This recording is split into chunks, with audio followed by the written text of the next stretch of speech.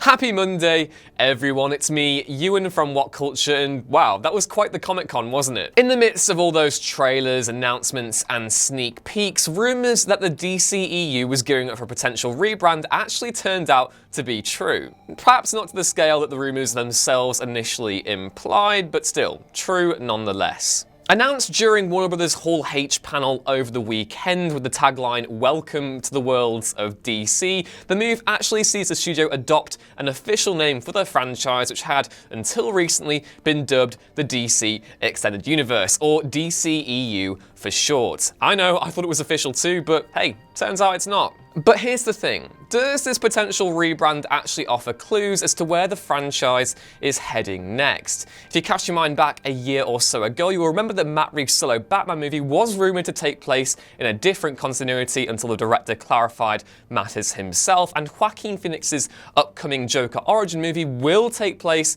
in a different continuity. It's pretty exciting, and even though it's not a complete confirmation that DC will be doing Elseworlds stories from here on in, fans of the comics will know that the multiverse is a pretty big deal in the comics.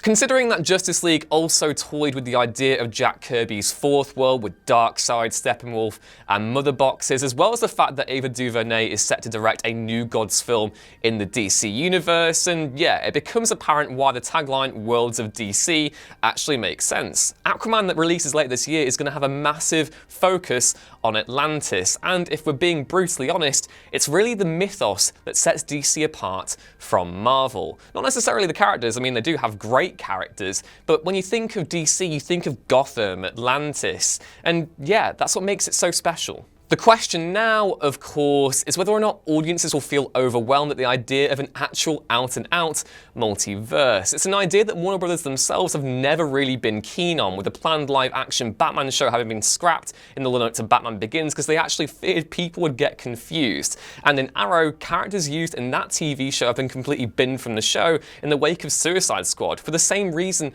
as well. But here's the thing. The idea of alternate Earths, universes, and all the rest have been a tried and tested staple of the comic book medium for decades now, with DC in particular excelling in that regard. We're yet to really see a big franchise actually tackle it on the big screen though, and that could prove to be an issue even if we are in new territory.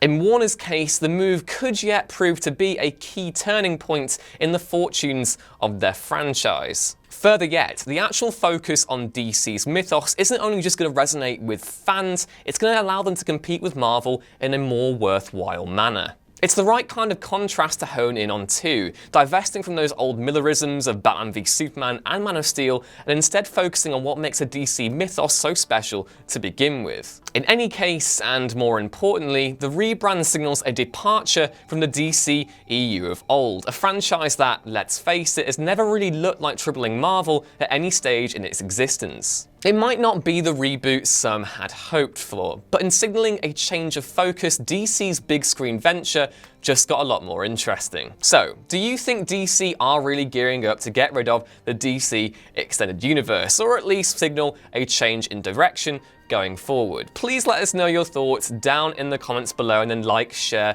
and subscribe, and then head back over to whatculture.com for more Comic-Con analysis in the wake of this weekend's convention. As always, I've been Ewan, and I'll see you next time.